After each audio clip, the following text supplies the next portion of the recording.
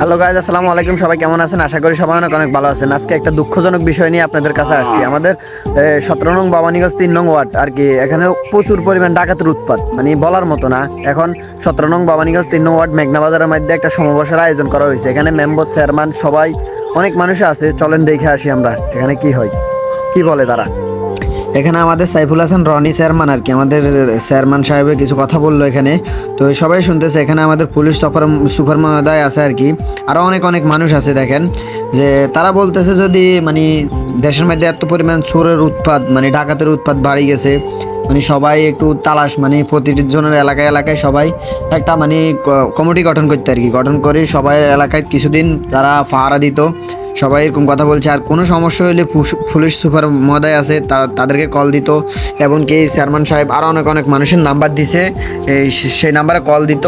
15 থেকে 20 মিনিটের মধ্যে চলে আসবে তারা। তো অনেক তারা অনেক কথাই বললো। অনেক কথা বলার পরে তারা মানে বিভিন্ন মানে কথা নিয়ে আলোচনা করলো আর কি। করার পরে বলছে যে এই এলাকায় যদি অন্য কোনো অপরিচিত মানুষ মানে অপরিচিত মানুষ ঢুকলে তাদেরকে জিজ্ঞাসাবাদ করতো, নাম, ঠিকানা, বাড়ি, এমনকি প্রতিটা রাস্তায় রাস্তায় চেকপোস্ট বসাইতো। আর সব জায়গাতে একটু তাল্লাশি মানে মানে একটু করতো আর কি, মানে দেখতো কোনো বাইরের মানুষ ঢুকে কিনা। আর এলাকার মানুষ তো আছে, তারা তো সবাইরে চিনে। এলাকার মানুষের চিনে, বাইরের মানুষরা তো আর চিনে না। তো অনেকক্ষণ বক্তৃত্ব দেওয়ার পরে অনেক কথাই বলার পরে পুলিশ সুপারের নাম্বার দিয়ে গেল সবাইকে।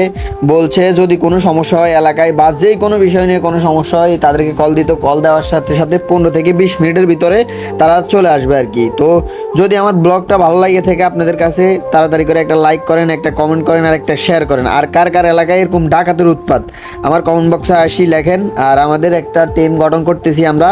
সবাই ভালো থাকবেন, আল্লাহ হাফেজ। আর সবাই আমাদের সাথে থাকবেন।